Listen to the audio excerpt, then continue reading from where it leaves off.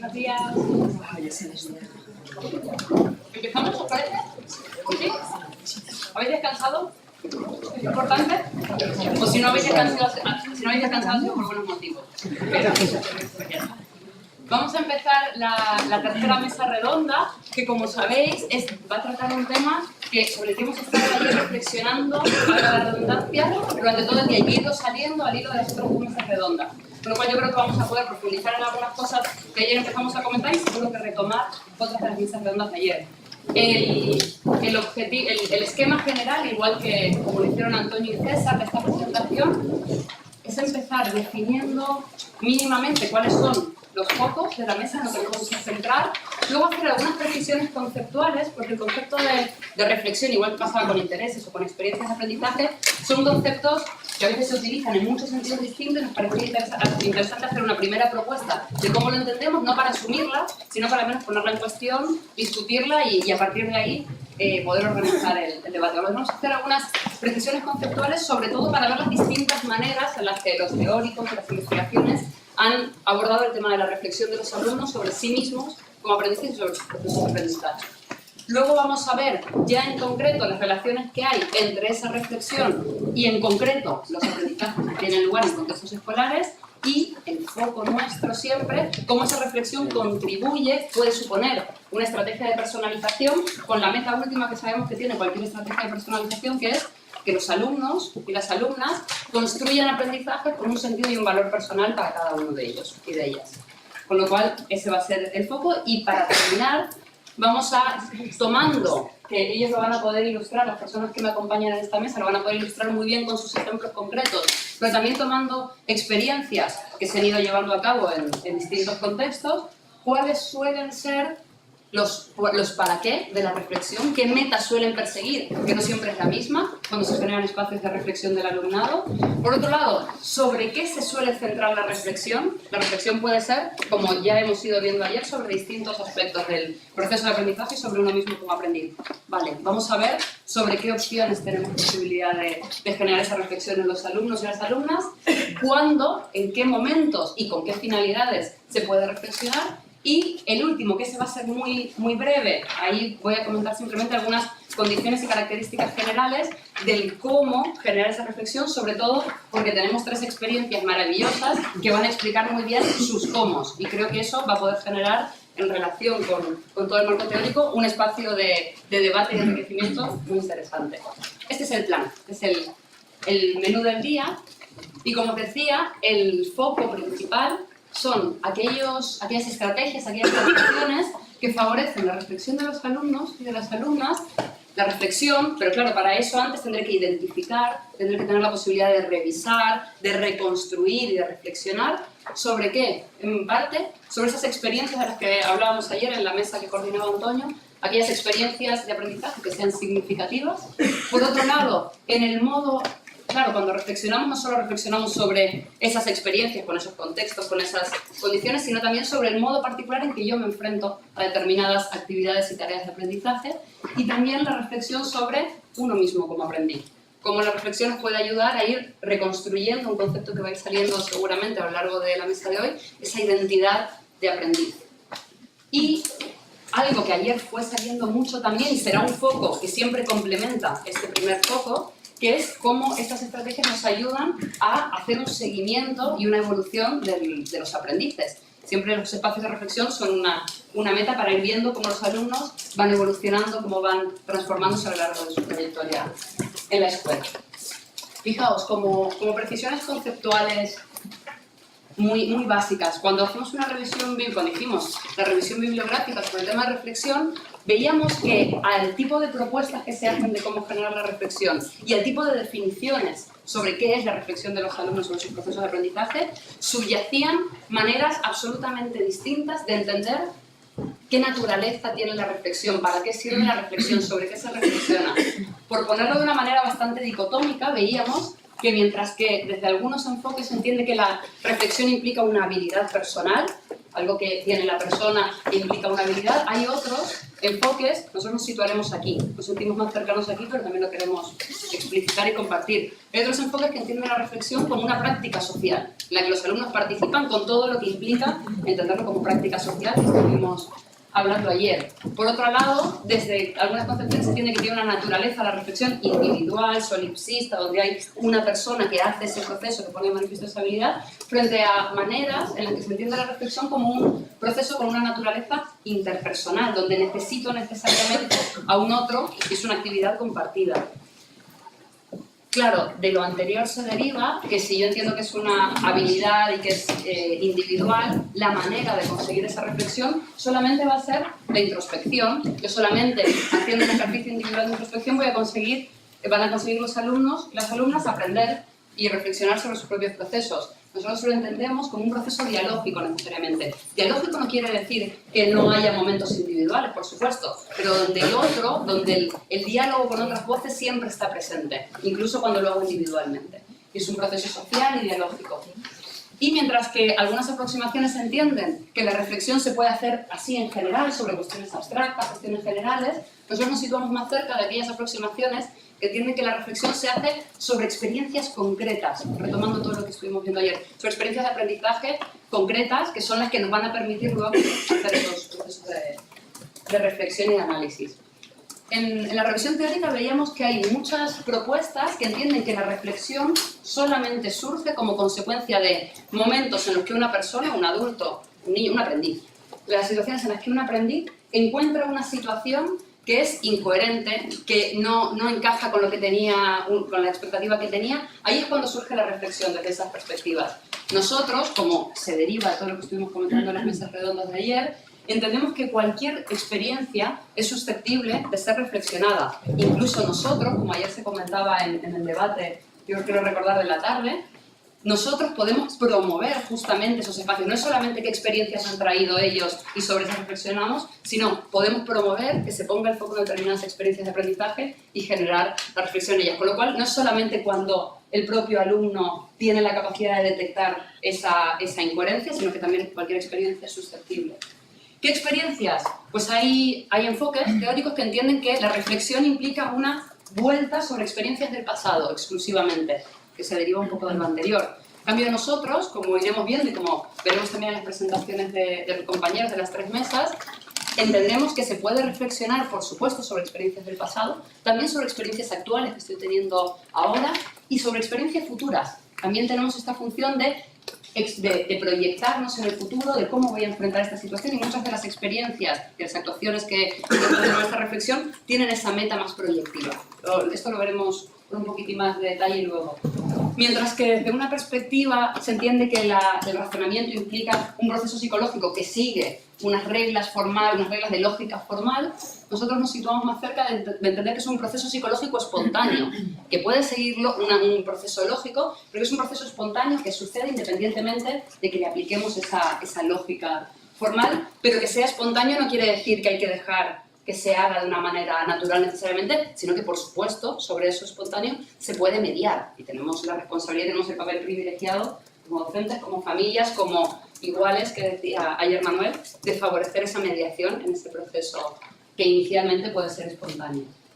Y por otro lado, mientras que algunos enfoques centran la reflexión de los alumnos principalmente desde un abordaje cognitivo, desde una representación, desde la idea que tengo sobre cómo estoy reflexionando sobre mis aprendizajes, nosotros entendemos, nos situamos más cerca de aquellos planteamientos que dicen que cuando las personas reflexionan necesariamente tienen que incluir los aspectos cognitivos, emocionales, actitudinales, sociales, morales que están implicados en ese proceso de aprendizaje y en su evolución como aprendices.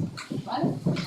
Con este marco, en general se comparte que la reflexión implica una actividad individual, en muchas situaciones son actividades que se hacen de manera individual, y una actividad compartida.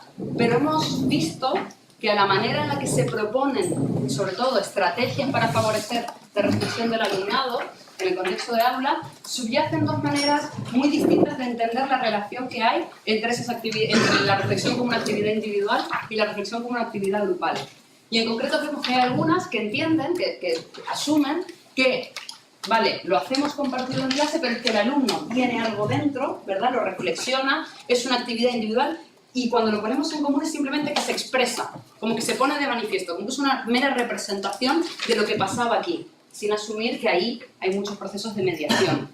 Hay otra manera de entenderlo, más cercana, por ejemplo, a las propuestas de modelar la reflexión, que es la gente lo hace en un contexto a través de un guión, a través de la ayuda de otro, y simplemente lo reproduce, lo internaliza, pero no en un sentido vygotskiano, sociocultural, de apropiarse, internalizarse, simplemente lo copio y ese modelo lo reproduzco yo.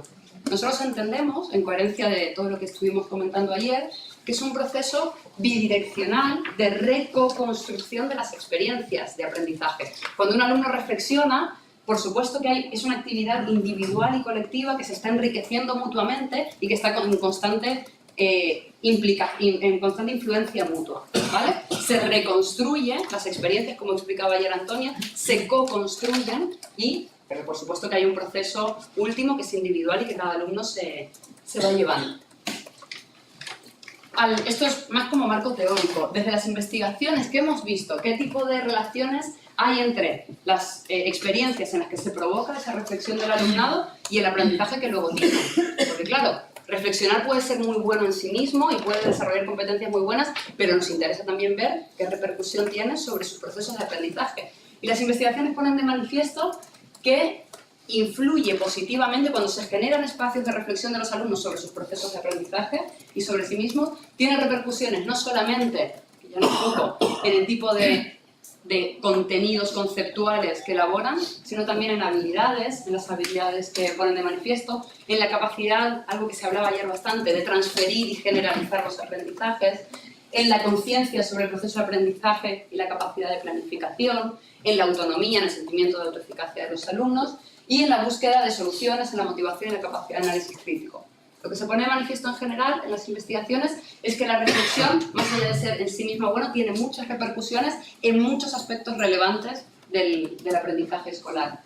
Y si bien en general se demuestra que es beneficiosa para todo el alumnado, relacionado con esto que hablábamos ayer de esos alumnos con los que nos cuesta más enganchar, vemos que es especialmente beneficiosa con los alumnos con bajo rendimiento. La reflexión a todos les viene bien, pero a los alumnos con bajo rendimiento les dan más oportunidades para poder ir mejorando en sus aprendizajes escolares. Por otra parte, la reflexión, claro, ¿que reflexionen tiene efectos sobre el aprendizaje? Sí, lo podemos compartir. Que la reflexión, ¿cómo? Porque se pueden generar reflexiones de maneras muy diversas. La investigación, las investigaciones que hemos revisado ponen de manifiesto que hay algunas características que tienen esa reflexión que hacen más posible, más probable que los alumnos tengan buenos aprendizajes. Por un lado, cuando se ofrecen pautas, no es sí hay que reflexionar y estamos una hora en silencio reflexionando sin más, sino que se ha demostrado que aquellas experiencias en las que se ofrecen determinadas pautas, ahora veremos qué pautas, determinadas pautas ayudan más a que se consigan unos buenos aprendizajes escolares con sentido y que sean significativos. Por otra parte, que esas pautas sean pautas generales, sean preguntas abiertas. No quiere decir, de hecho, hay estudios que contrastan las pautas muy estructuradas, de casi como ir dándole la vuelta de cómo tienen que ir haciendo cada paso de la reflexión, y esos demuestran peores resultados sobre el aprendizaje que aquellas donde son pautas, pero que son medianamente abiertas.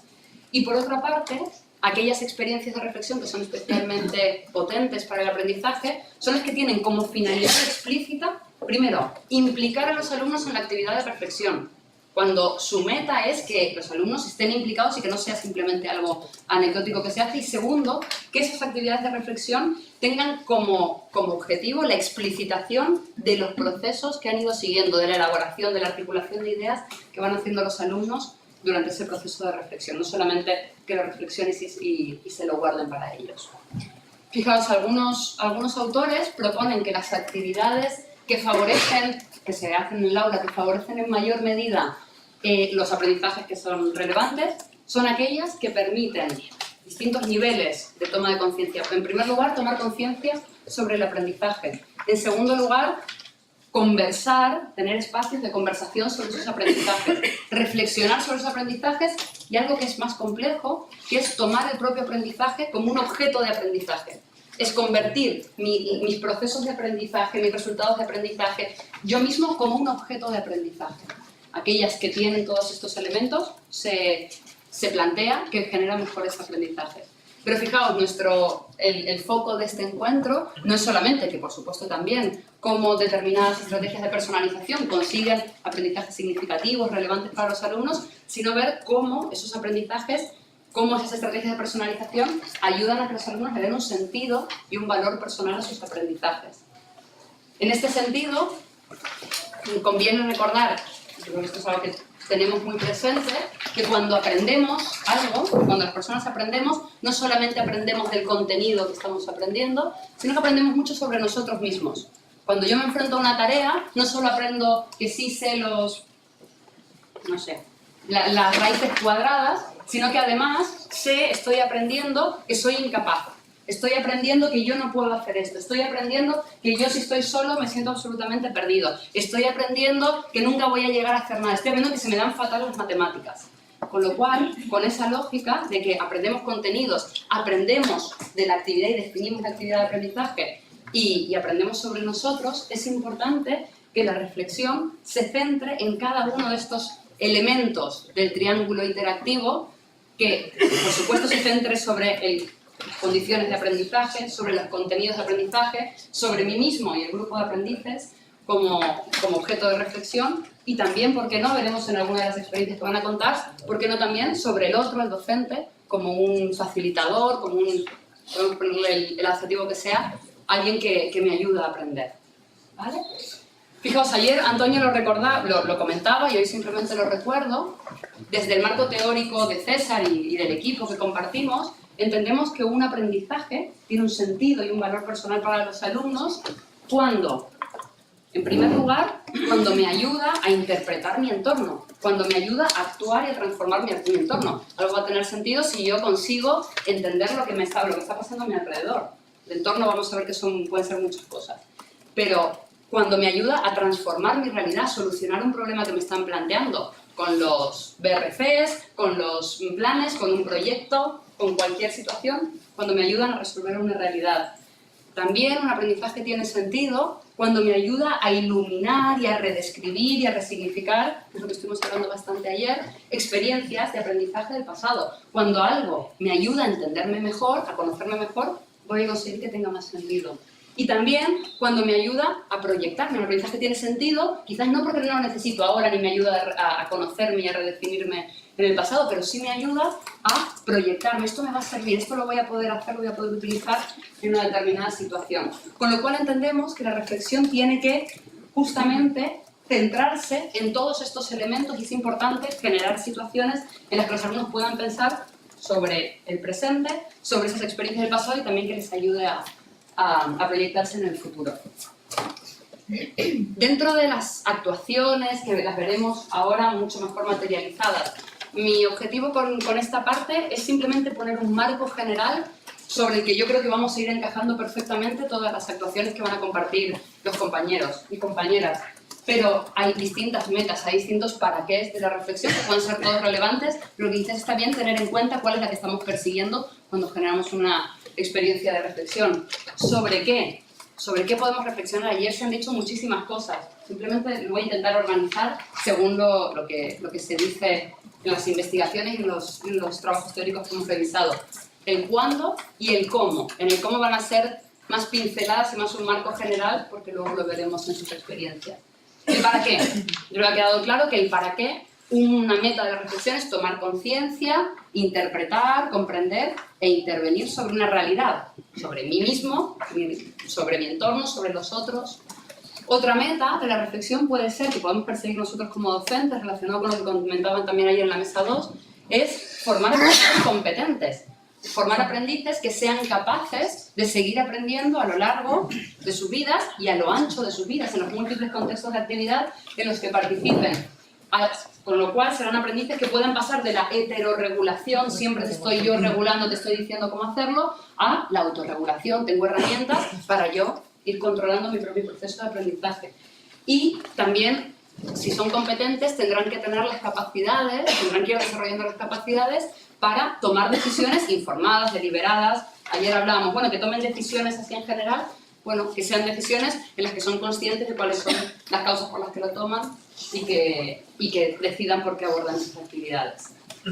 También una meta que podemos plantearnos, es una meta que persigue la reflexión sobre los aprendizajes, es ir conformando y reconstruyendo la identidad de aprendiz. Esa idea que tienen los alumnos sobre sí mismos como aprendices a lo largo de la vida en los distintos contextos y la manera en la que se perciben como capaces o incapaces de abordar situaciones, actividades y contenidos de aprendizaje. Esto nos va a permitir, por un lado, para revisar, reinterpretar nuestras experiencias del pasado, por otra parte, para enfrentarnos y percibirnos de una determinada manera como aprendices en situaciones actuales, y también para proyectarnos. Claro, un aprendiz en la escuela, en un contexto de actividad, puede perfectamente decir, pues yo ya no voy a estudiar más, yo ya no me voy a someter a más experiencias de aprendizaje en contextos formales porque he aprendido que esto no es para mí, por ejemplo. Con lo cual podemos ayudar, podemos mediar en esa construcción de su idea sobre sí mismo. Y por supuesto, hay ciertos procesos de reflexión que pueden llevarnos a reconstruir una identidad que sea más o menos habilitadora para tener más experiencias de aprendizaje. Esa identidad de aprendiz que ayudamos a los alumnos a que construyan les va a dar más oportunidades, va a abrir su abanico de opciones para seguir aprendiendo, o lo pueden restringir también si no tienen esas oportunidades. Y por último, como también iremos viendo, es una estrategia que nos permite acceder a la voz de los estudiantes, conocer sus necesidades, sus procesos, cómo se viven, pero también hacer un seguimiento. La reflexión es una herramienta privilegiada para hacer un seguimiento de la evolución de los alumnos a lo largo de sus aprendizajes. ¿El sobre qué? ¿Sobre qué tipo de contenidos podemos centrar la reflexión? Yo creo que compartiríamos que si los centramos en experiencias concretas de aprendizaje, hablamos de aprendizaje escolar, por supuesto, experiencias de aprendizaje en el judo, en el que era karate, taekwondo, perdón, debe haber unos matices que no repiten esas cosas que he dicho, taekwondo. Pues en esas experiencias de aprendizaje, en las experiencias que tienen en otros contextos, en el contexto familiar, podemos analizar, podemos reflexionar sobre sus condiciones, dónde aprendo, con quién aprendo, cuándo aprendo. Podemos analizar, por supuesto, vamos a hacer la reflexión en el proceso de aprendizaje o en el resultado de aprendizaje. En todo esto, en todos estos elementos de reflexión sobre las experiencias, por supuesto que están implicados todo lo que hemos estado hablando, la toma de decisiones sobre mis aprendizajes, los intereses, la conexión entre distintas experiencias de aprendizaje. Pero otro aspecto sobre el que podemos centrar la reflexión es sobre las concepciones que los alumnos tienen sobre qué es aprender.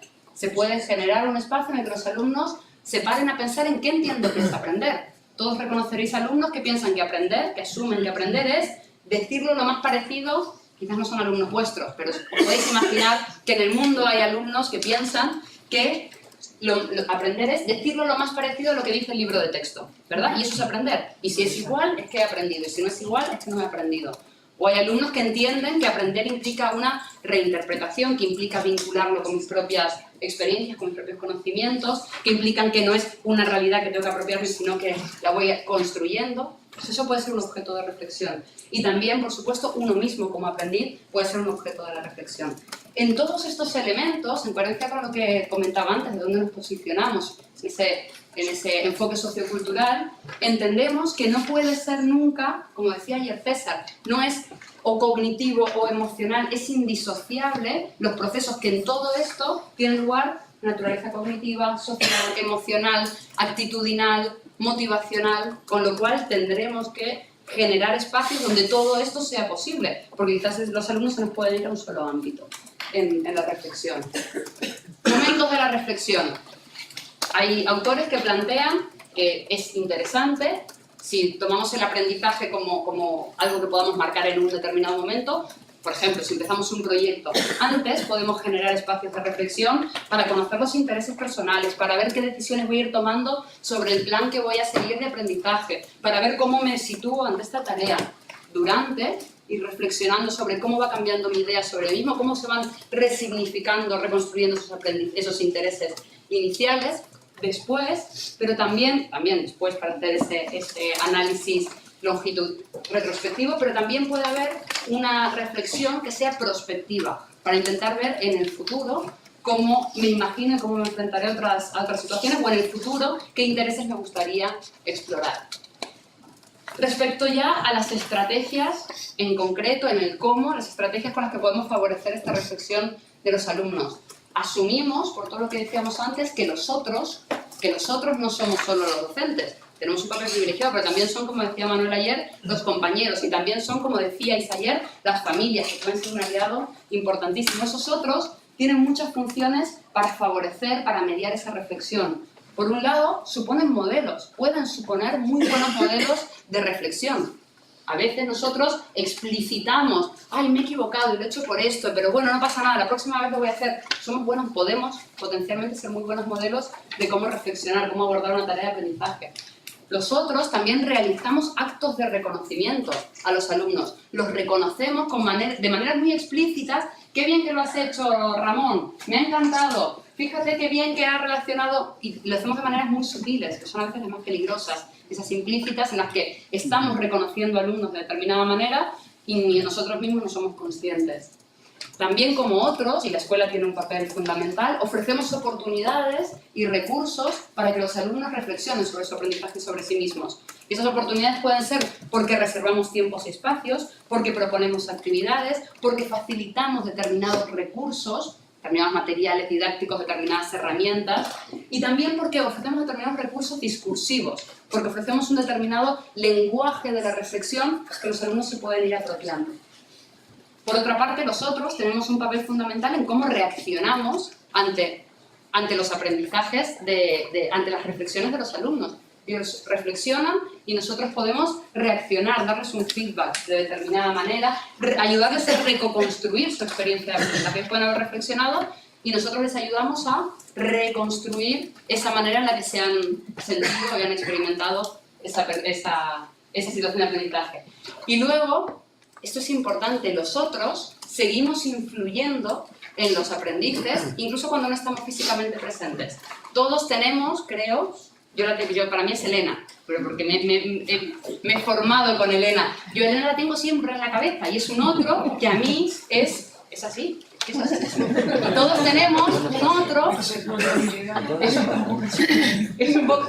todos tenemos un otro que es el que nos está constantemente, que lo tenemos presente, que es el que cada cosa que hacemos y en la reflexión está continuamente mediando, y como profes a veces somos ese otro.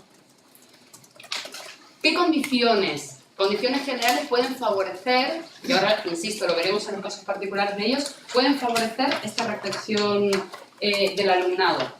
Que se reserven tiempos y espacios suficientes, y espacios adecuados para la reflexión, que se haga de manera sistemática y regular, que no sea una experiencia anecdótica muy interesante, pero que pasa en el segundo trimestre y nunca más, sino que sea algo sistemático, que se utilice, que se genere un lenguaje de la reflexión dentro del aula, que haya determinadas maneras de hablar que permitan a los alumnos apropiarse de esa forma, que se incorporen actividades no solo longitudinalmente, sino también transversalmente. Alguien decía, con mucha gracia, ayer no recuerdo quién era, no sé si eras tú, Ramón, y ahora la hora de no sé qué, y la hora de no sé qué, y la hora de reflexión. ¿Eras tú, Ramón, el que lo decía? ¿Quién lo dijo eso?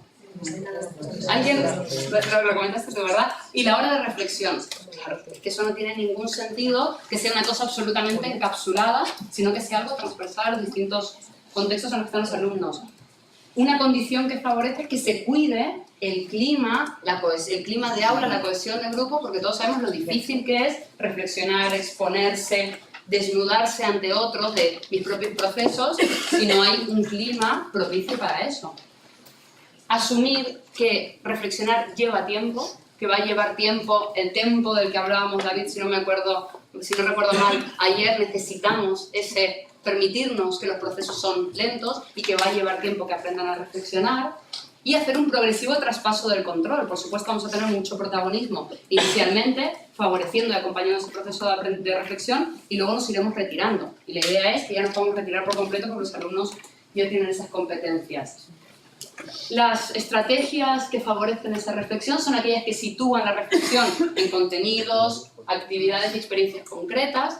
Son aquellas en las que el contenido de la reflexión, como decía antes, incluye procesos, condiciones, resultados, incluyen a sí mismos y a los otros, incluyen distintos aspectos sobre el aprendizaje. Son aquellas que fomentan la implicación y el compromiso de los alumnos con la tarea de reflexionar. Esto es algo importante que implica situaciones de interacción y de diálogo, no solo con el profe, sino también con los compañeros, sino también con las familias. Son aquellas que evitan que la reflexión se haga de manera técnica y automática. A veces se generan espacios de reflexión, pero de una manera tan técnica, tan automática, tan poco estratégica, tan poco reflexionada, que al final se pierde el sentido. Y simplemente, venga, pues relleno, sí, no, sí, más o menos, me he sentido tal. Y se pierde justamente la meta de la reflexión. Que aprovechan la potencialidad que pueden tener las TIC como un recurso para favorecer esa reflexión y para favorecer que deja huella todo lo que han ido aprendiendo y puedo reflexionar sobre esa huella, que las TIC tienen una potencialidad de que ahí se guarda todo y que luego puedo volver sobre ello. Que ofrecen, más relacionado con la idea de diseño universal de aprendizaje, múltiples formas en que los alumnos pueden compartir los resultados de su reflexión, no solamente por escrito, no solamente oralmente, quizás de manera artística, de otras maneras, y que se evalúa y se ofrece una retroalimentación sobre esa reflexión. Y ya casi para terminar, instrumentos, muchísimos. Lo importante no es cuál sea la estrategia, no es si hago el portfolio, si hago el plan de trabajo. Desde mi perspectiva, lo interesante es que todo lo anterior me llevará a elegir una o varias de estas que puedan ir alcanzando las metas de la reflexión. Por último, y yo creo que me habré pasado un minuto por las caras de mis compañeros, os he dejado 1, 2, 3, os he dejado algunas webs, algunos recursos que son interesantes donde abordan el tema de la reflexión. Y ahora damos paso a los 3 centros que van a presentar. Muchas gracias.